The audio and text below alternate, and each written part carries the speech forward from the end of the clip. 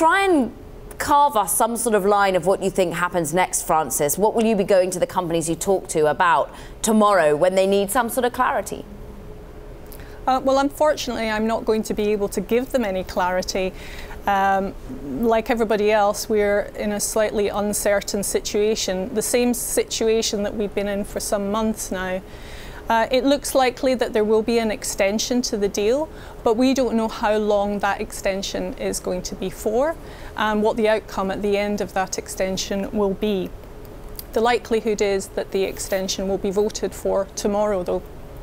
So, Frances, I mean, the market reaction was pretty positive, I think largely because it did appear that with this vote, there are quite a few parliamentarians who are in favor of avoiding a sort of a crash out. But I guess the question is it sort of too little too late? I mean, so many businesses have already sort of pivoted. Can this be reversed or at least reined in some way?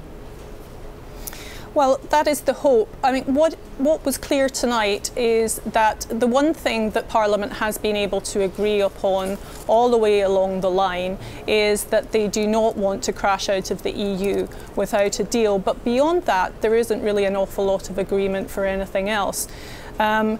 Will we be able to turn back the tide a little and introduce some certainty? Well, I'm very much hoping so over the next few weeks.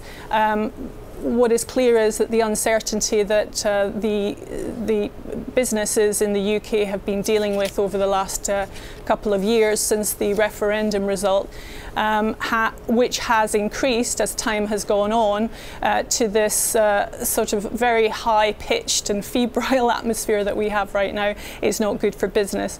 I myself work with tech companies, and the tech community in particular has been particularly affected by this uncertainty.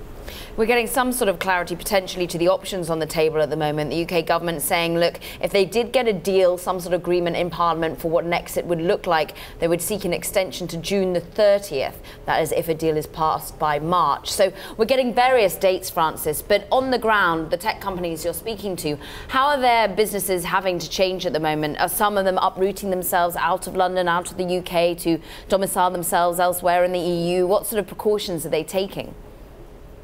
Well, what's very clear is that none of this is happening in a vacuum. What I thought was quite interesting was in the very few days following the referendum result, the city of Berlin mounted an advertising campaign in the City of London, and the strapline was to startups in London, keep calm and move to Berlin. So there are a lot of companies that are making decisions not to settle in the United Kingdom.